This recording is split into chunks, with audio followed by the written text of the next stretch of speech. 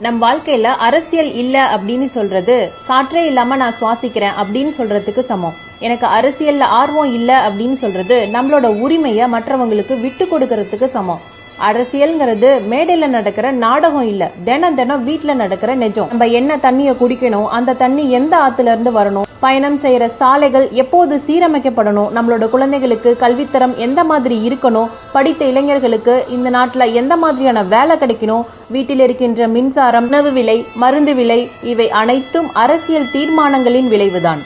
நாம் வாக்கு செலுத்துவது வேட்பாளர்களுக்கு அல்ல, வாழ்வின் திசையை தேர்ந்தெடுப்பதற்காக. ஆகையால் அரசியலை புரிந்து கொள்வோம், நல்ல அரசியலை படிப்போம், தேடுவோம், ஆக்கப்பூர்வமான அரசியலை பேசுவோம். நீந்திருப்போம் உறவுகளே, தொடர்ந்து பயணிப்போம் தமிழ் தேசிய பாதையில்.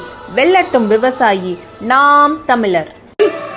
அனைத்து உயிர்களுக்குமாக அரசியல் செய்கிற பிள்ளைகள். ஏன் மற்ற உயிர்களை வாழ வைக்காது மனிதர்களை வாழ வைக்க முடியாது என்கிற உயிரியல் உண்மையை உணர்ந்தவர்கள் உங்கள் பிள்ளைகள்.